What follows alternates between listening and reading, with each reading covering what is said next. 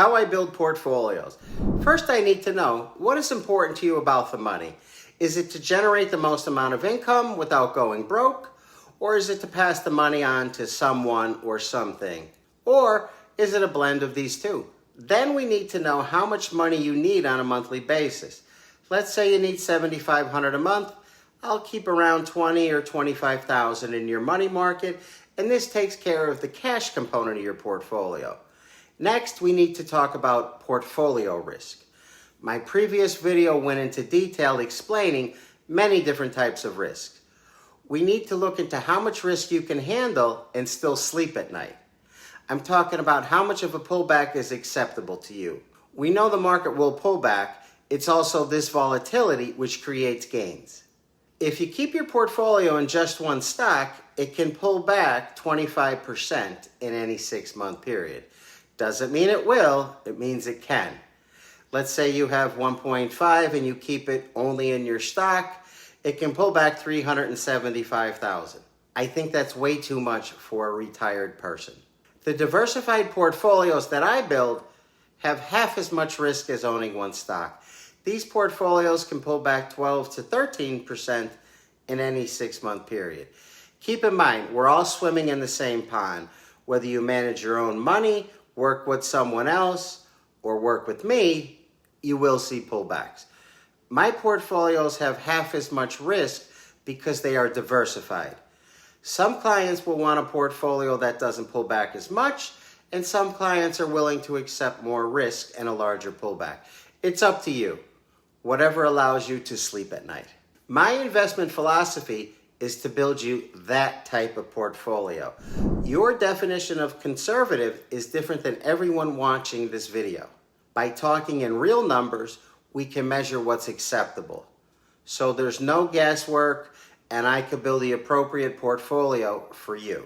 Now we look at the bond component of your portfolio, the safe part of your portfolio. Let's say I'm building a 60-40 portfolio, which means 60% is in the market and 40% are in bonds. 40% of $1.5 million is $600,000.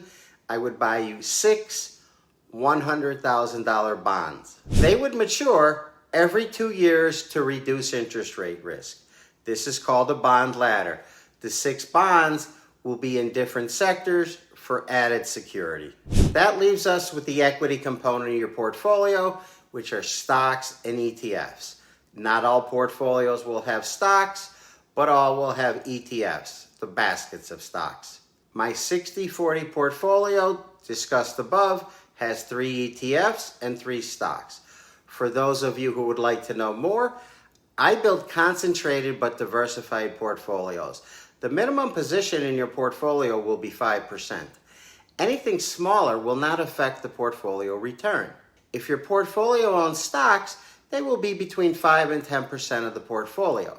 The ETFs will be between 10 and 20% of the portfolio value. I monitor accounts weekly and make changes as needed.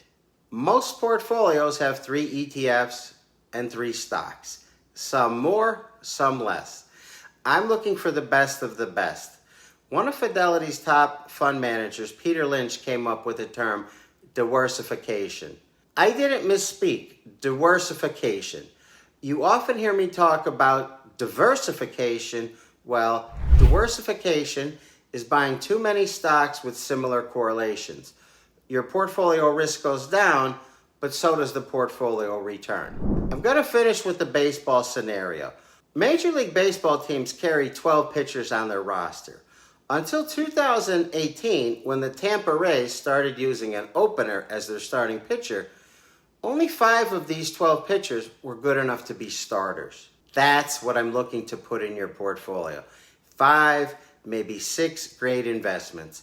A starting rotation like the Atlanta Braves had, which featured Maddox, Glavine, and Smoltz. If you found this video helpful or want to see a baseball game with me, please like and subscribe.